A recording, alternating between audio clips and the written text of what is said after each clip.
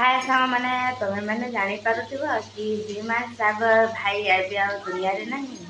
ତ ମାନେ ଯେବେ ଯେବେ ତାଙ୍କ ଗୀତ ଶୁଣେ ନା ମାନେ ମୋ ଦିମାଗକୁ ପଶିଯାଏ, ପୁରା ବହୁତ ଦୁଃଖ ଲାଗେ। ଦୁଃଖ ଲାଗିଲା କ'ଣ କରିହେବ, ସେ ତ ଏବେ ଆଉ ସେ ଦୁନିଆରେ ନାହିଁ। ଯେତେବେଳେ ତାଙ୍କ ଗୀତ ଶୁଣେ ମୋତେ କାନ୍ଦ ଲାଗେ। କ'ଣ କରିବା, ଏବେ ସେ ଆଉ ଦୁନିଆକୁ ଛାଡ଼ିକି ସେ ଚାଲି ଯାଇଛନ୍ତି।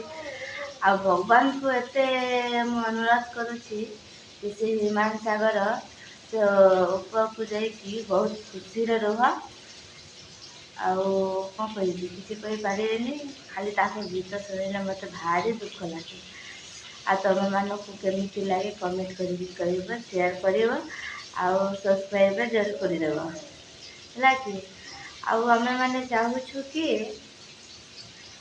ଆଉ ସେ ଏବେ ପର୍ଯ୍ୟନ୍ତ ବି ସେମାନେ ଏବେ ଆମ ହୃଦୟରେ, ଆମ ଦୁନିଆରେ, ଆମ ସମସ୍ତଙ୍କ ଭିତରେ ସେମାନେ ଏବେ ଯାଏ ଇଏ ଅଛନ୍ତି।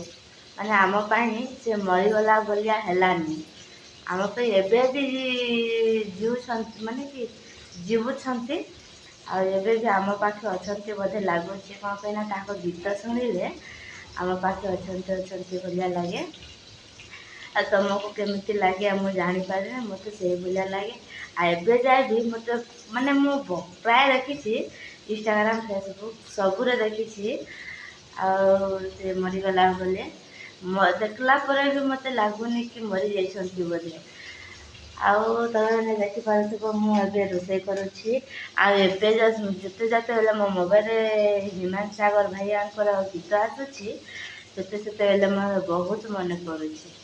ଟିକେ ଭିଡ଼ିଓ ବନେଇବାକୁ ଚାହୁଁଥିଲି ଯେ ମୁଁ ଭିଡ଼ିଓ ବନେଇ ପାରିଲିନି, ଏବେ ବନେଇ ଦେଉଛି।